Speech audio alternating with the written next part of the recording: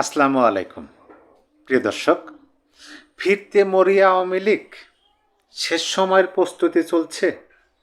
দেখেন, আপনি বলতে পারেন যে এই প্রশ্ন কেন, ফিরতে মরিয়া আওয়ামী লীগ?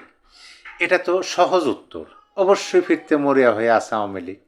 কিন্তু যখনই ওই কথাটা আসলো যে শেষ সময়ের প্রস্তুতি চলছে, এইটার উত্তর কিন্তু আমরা সহজে বলতে পারি না। এটার উত্তর জানতে হলে আমাদের শুনতে হবে সে সমস্ত মানুষের মুখের কথা, যে সমস্ত মানুষ বা নেতারা এই দলটাকে নেতৃত্ব দিচ্ছেন এই সময় পর্যন্ত, অতীত থেকে এখন পর্যন্ত, 2024-এর 5ই আগস্টের পূর্ব থেকে এখন পর্যন্ত। যেহেতু আওয়ামী লীগের কমিটি এখনও বিলুপ্তি ঘোষণা হয় নাই, আওয়ামী লীগের কমিটি ঠিকই আছে, যুবলীগের কমিটি ঠিক আছে, যদিও শোনা যাচ্ছে যুবলীগের নতুন কমিটি ঘোষণা করা হবে। আপনাদেরকে একটা সংবাদ জানিয়ে দিই, বুয়েটে ছাত্রলীগের নতুন কমিটি ঘোষণা করা হয়েছে। সত্যিকার অর্থে এটা ছাত্রলীগের জন্য একটা প্রশংসনীয় বিষয়, আমি প্রশংসা করব। এই জন্য যে এরকম একটা দুর্বিষহ সময়ে বুয়েটের যে শিক্ষার্থীরা ছাত্রলীগের কমিটিতে নাম দিয়েছেন, তাদের কিন্তু সাহস আছে এবং তারা সাহসিকতার পরিচয় দিচ্ছেন। এটা কিন্তু প্রশংসার দাবিদার। আমরা কয়দিন আগে দেখলাম, এই তো 2025-এর শুরুতে জগন্নাথ বিশ্ববিদ্যালয়ের যে ছাত্রলীগের একটা 150 জনের কমিটি ঘোষণা করা হলো, সেটা নিয়ে আমি আপনাদেরকে জানাইছি, ভিডিও দিছি। বুয়েটে ছাত্রলীগ একটা কমিটি ঘোষণা করছে, আপনারা চাইলে দেখে নিতে পারেন। সোশ্যাল মিডিয়ায় সেরকম একটা ছাত্রলীগের একটা প্যাড ভেসে বেড়াইতেছে। এটা অবশ্যই ছাত্রলীগের জন্য একটু একটা প্রশংসনীয় বিষয়। যাই হোক, আমি এই ভিডিওতে কিন্তু এই বিষয়গুলো নিয়ে আলোচনা করার জন্য আসিনি। এই ভিডিওতে যেটা আলোচনা করব, যে আওয়ামী লীগ তো ফিরতে মরে, এটা আমরা সবাই জানি, কিন্তু শেষ সময়ের প্রস্তুতি কি আদৌ চলছে? এটা নিয়ে দ্য গার্ডিয়ান আন্তর্জাতিক সংবাদ মাধ্যমে একটা রিপোর্ট প্রকাশ করছে। সেই রিপোর্টে সুন্দরভাবে বর্তমান অন্তর্বর্তী সরকারের আমলে যে একটা নির্বাচন অনুষ্ঠিত হতে যাচ্ছে, সেই নির্বাচনের বিষয়টি তারা তুলে ধরছে। আওয়ামী লীগবিহীন নির্বাচন, আওয়ামী লীগ কীভাবে ক্ষমতাচ্যুত হলো, ভারতে আছেন, ভারতে আওয়ামী লীগের নেতারা শেখ হাসিনার সাথে বৈঠক করতেছেন, মানে এই বিষয়গুলো তারা তুলে ধরছেন। এই বিষয়গুলো আমি পড়ে সময় নষ্ট করতে চাই না, কারণ এগুলো আমরা সবাই জানি। সভানেত্রী সংবাদ সম্মেলন করতেছেন, সাক্ষাৎকার দিতেছেন, আওয়ামী লীগের নেতারা সাক্ষাৎকার দিচ্ছেন, মানে এটা তো বলার কিছু নাই। কিন্তু সেই নিউজে কয়েকজন গুরুত্বপূর্ণ নেতার বক্তব্য তুলে ধরা হয়েছে।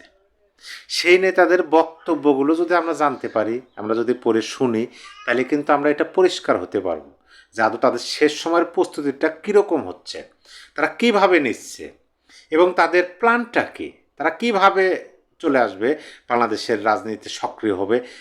এই যে বাংলাদেশের রাজনীতিতে সক্রিয়, তারা তো ইচ্ছাকৃতভাবে দূরে নাই, তাদেরকে দূরে রাখা হয়েছে বল প্রয়োগের মাধ্যমে, বাধ্য করা হয়েছে যে তোমাদেরকে আসতে দেওয়া হবে না।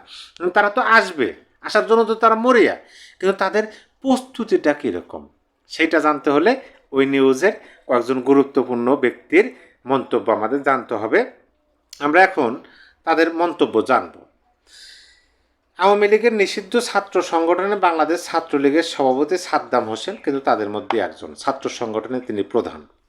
তিনি বলেন, অর্থাৎ সাদ্দাম হোসেন বলেন, আমাদের নেত্রী শেখ হাসিনা বাংলাদেশে আওয়ামী লীগের লোকজনের সঙ্গে নিয়মিত যোগাযোগ রাখছেন। ভবিষ্যতের সংগ্রামের জন্য তিনি দলকে প্রস্তুত করার চেষ্টা করছেন। এটা কিন্তু আমরা জানি, নতুন কোনো খবর না, তিনি যে চেষ্টা করতেছেন। তিনি আরও বলেন, অর্থাৎ সাদ্দাম হোসেন আরও বলেন, তিনি অর্থাৎ শেখ হাসিনা কখনো কখনো দিনে 15 বা 16 ঘন্টাও ফোন কল এবং বৈঠকে ব্যয় করেন। আমাদের নেত্রী খুবই আশাবাদী, আমরা বিশ্বাস করি তিনি বীরের বেশে দেশে ফিরবেন। তিনি অর্থাৎ শেখ হাসিনা বীরের বেশে দেশে ফিরবেন, এটা আশাবাদী। শুধু সাদ্দাম হোসেন না, আপনি বাংলাদেশের দিকে তাকালে এটা পরিষ্কারভাবে বোঝা যায়, বাংলাদেশের দিন মজুর খেটে খাওয়া মানুষ, মেহনতি মানুষেরও আশাবাদী শেখ হাসিনা বীরের বেশি ফিরুক। কিন্তু এইখানে যে তথ্যটা সাদ্দাম হোসেন দিচ্ছেন খুবই গুরুত্বপূর্ণ, যে দিনে, একদিনে কয় ঘন্টা, 24 ঘন্টা, 24 ঘন্টার মধ্যে 15 থেকে 16 ঘন্টা যদি কোনো ব্যক্তি ফোন কল বা বৈঠকে ব্যয় করেন, তাহলে বোঝেন সারাটা দিন তার কি ব্যস্ততম সময় পার করা লাগে। তিনি একটা সময় বাংলাদেশের প্রধানমন্ত্রী ছিলেন, এখনও দলের প্রধান আছেন তিনি। মানে আমি যে প্রায় ভিডিওতেই বলি যে তিনি তার কাজের গতি বাড়িয়ে দিচ্ছেন, তিনি আরও কঠোর পরিশ্রম করতেছেন। দেখেন, তার প্রমাণ কিন্তু আমরা দ্য গার্ডিয়ান পত্রিকা থেকে পেয়ে গেলাম। তারপরে অবশ্য আওয়ামী লীগের নির্বাসিত এসব নেতার প্রত্যাবর্তনের পরিকল্পনা নির্ভর করছে আসন্ন নির্বাচনের ব্যর্থতার উপর। গার্ডিয়ান দেখেন কি বলে, তারা মনে করছেন, অর্থাৎ আওয়ামী লীগের নেতাকর্মীরা মনে করছেন এই নির্বাচন দেশে কোনো স্থিতিশীলতা বা শান্তি বয়ে আনবে না, সেজন্য মানুষ আবার আওয়ামী লীগের দিকে মুখ ফির করবে, তাই তারা নিজেদের কর্মীদের নির্বাচন বর্জনের নির্দেশ দিচ্ছেন। নির্বাচন বর্জনের নির্দেশ দিয়েছে আওয়ামী লীগের নেতারা, এটা তো আমরা জানি। তারা আনুষ্ঠানিকভাবে নো কানায় ভোট নাই, নো ভোট নো ভোটের একটা ক্যাম্পেইন করতেছেন, সেটাও জানি। কিন্তু এইখানে যে কথাটা বলা হয়েছে যে এই নির্বাচন দেশে কোনো স্থিতিশীলতা বা শান্তি বয়ে আনবে না, এটা কিন্তু সত্য কথা। এটাও কিন্তু আমরা ইতিমধ্যে পরিষ্কার হয়েছি। আপনি বর্তমান যারা নির্বাচন করতেছেন তাদের মুখের দিকে একটু তাকান, খুব ভালোভাবে বোঝা যাবে। এ বিষয়ে শেখ হাসিনার সাবেক মন্ত্রী জাহাঙ্গীর কবির নানক বলেন, আমরা আমাদের কর্মীদের সব ধরনের নির্বাচন কেন্দ্রিক সংশ্লিষ্টতা থেকে দূরে থাকতে, প্রচার ও ভোট বর্জন করতে এবং মোটের উপরে প্রহসনের প্রক্রিয়ায় অংশ না হতে বলছি। মানে একই কথা বলছেন। তবে নির্বাচনের আগে দেশে ফেরার চিন্তা করছেন না আওয়ামী লীগের এসব নেতা। তার মানে কি? তার মানে কি নির্বাচনের পরপরই ফিরবেন? দেখেন, তারপরে তাদের অভিযোগ, আওয়ামী লীগের নেতাদের অভিযোগ, রাজনৈতিক প্রতিপক্ষ তাদের শত শত কর্মীর উপর হামলা করছে, হত্যা করেছে বা জামিন ছাড়াই তাদের কারাগারে আটকে রাখা হয়েছে। সেজন্য আওয়ামী লীগের অনেক কর্মী সমর্থক এখনও আত্মগোপনে রয়েছে। এটাও সত্য কথা যে জামিন ছাড়াই অনেককে এখনও কিন্তু বন্দি করে রাখা হয়েছে। এ বিষয়ে সাদ্দাম হোসেন বলেন, কারাগারে যেতে হবে সেই ভয়ে কলকাতায় থাকছি, বিষয়টা এমন নয়। আমরা এখানে আছি কারণ দেশে ফিরলে আমাদের হত্যা করা হবে। সাদ্দাম হোসেন কথাটা কিন্তু অবাস্তব কথা বলেন নাই, সত্য কথা, বাস্তব কথা বলছেন। কারণ বর্তমানে যেভাবে নবাবতন্ত্র চলতেছে, সেই হিসেবে সাদ্দাম হোসেনদের পাইলে যে কারাগারে থাকতে হবে এটার নিশ্চয়তা দিতে পারবে না। অবশ্য আওয়ামী লীগের কোনো কোনো নেতা মনে করছেন দেশে ফিরলে তাদের জেলে যেতে হবে ঠিক, কিন্তু তাদের বেশি দিন জেল খাটতে হবে না। কলকাতায় অবস্থানরত অন্যদের মতো আওয়ামী লীগের সাবেক সংসদ সদস্য তানভীর শাকিল জয়ও জোর দিয়ে বলেন, ভারতে তার এই নির্বাচন দীর্ঘস্থায়ী হবে না। যদিও তিনি মেনে নিয়েছেন শেষমেশ দেশে ফিরলে তার জন্য হয়তো কারাগারে অপেক্ষা করছে। তিনি বলেন, এখন আমাদের জন্য সব কিছু খুব খারাপ, কিন্তু মনে করি না যে বেশি দিন এমন থাকবে।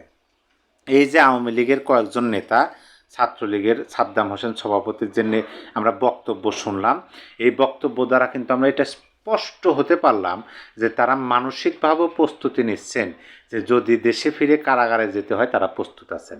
কিন্তু তারা তখনই দেশে ফিরবেন যখন এই নিশ্চয়তা তারা পাবেন যে দেশে ফিরলে তাদেরকে তাদের প্রাণ কেড়ে নেওয়া হবে না। এই নিশ্চয়তা যখন পাবেন তখনই তারা ফিরে আসবেন। এই বক্তব্যের মাঝে কিন্তু এটাই আমরা স্পষ্ট হলাম। কারণ যে সাদ্দাম হোসেন সহ জাহাঙ্গীর কবির নানক যে কথাটা বললেন যে আমরা দেশে ফিরলে কারাগারে যেতে হবে, সেই ভয়ে যে দেশে ফিরতেছেন, এটা সত্য না। সত্য ঘটনা হলো যে দেশে যখন আইনের শাসন আসবে তখন এটা একটা নিশ্চিত হয়। কারণ দেশে তো এখন মবতন্ত্র চলতেছে, যাকে খুশি তাকে মবের মাধ্যমে হেনস্থা করা হইতেছে। এখন তারা যে দেশে আসবেন, দেশে আসলে যে তাদের মবের কবলে পড়তে হবে না, এইটা তো তারা নিশ্চিত হতে পারতেছে না, যার কারণে নির্বাচনের দিকে তাকিয়ে আছে। তারা কিন্তু এইটাও নিশ্চিত যে এই যে নির্বাচনটা, এই নির্বাচনটা দেশের স্থিতিশীলতা আনবে না, এটা কিন্তু নিশ্চিত আওয়ামী লীগের নেতাকর্মীরা। এই যে দ্য গার্ডিয়ানের রিপোর্টে কিন্তু প্রকাশ, যদি দেশে স্থিতিশীলতা না আনতে পারে নির্বাচিত সরকার, ইতিমধ্যে তো আমরা দেখছি বর্তমান অন্তর্বর্তী সরকারের কার্যকলাপে গত 17 মাসে বাংলাদেশের মানুষ কীভাবে আওয়ামী লীগের দিকে তাকিয়ে আছে, আওয়ামী লীগকে চাচ্ছে। পাশাপাশি একটা নির্বাচন বলা হয়েছে যে নির্বাচন হলে দেশের স্থিতিশীলতা আসবে, সকল কিছু স্বাভাবিক হবে। ওই যে আশ্বাস, এই আশ্বাসটা যদি পূরণ না হয় তাহলে কিন্তু দেশের নাগরিকদের মনের মধ্যে যে আওয়ামী লীগের একটা আকাঙ্ক্ষা, আওয়ামী লীগের ফিরে আসা বা আওয়ামী লীগ রাজনীতিতে সক্রিয় হওয়ার যে একটা দেশের মানুষের মধ্যে চাহিদা আছে, সেটা কিন্তু আরও তীব্র আকার ধারণ করবে। এবং পাশাপাশি যদি মবতন্ত্র না থাকে, কারাভোগ হোক, কারাগারে যেতে হোক, এটাও তারা বলতেছেন যে তারা এইটাও জানেন যে কারাগারে যেতে হলেও বেশি দিন থাকতে হবে না তাদেরকে। তাহলে আমরা কি বুঝতে পারলাম যে আওয়ামী লীগের নেতাকর্মীরা দেশে ফেরার জন্য মরিহা, আওয়ামী লীগ, এটা সত্য। এবং তাদের শেষ প্রস্তুতিটা সম্পর্কে আমরা যেটা বুঝতে পারলাম, তাদের যদি কারাগারে যেতে হয়, জেল হয়, সেইটার জন্য প্রস্তুত আছে। শুধু এই নির্বাচনটা গেলেই তারা ফিরবে এবং সকল মানে মানসিক প্রস্তুতিটা তারা ইতিমধ্যে নিয়ে ফেলছে। এটা আমার ছোট বিদ্যা বুদ্ধি যতটুকু বুঝি। তাইলে সর্বমোট কথা হলো যে আওয়ামী লীগের বাংলাদেশের রাজনীতিতে সক্রিয় হওয়া শুধুমাত্র এখন সময়ের অপেক্ষা, এবং সেই সময়টাও খুবই সন্নিকটে ঘনিয়ে আসছে। দেখা যাক কি হয়।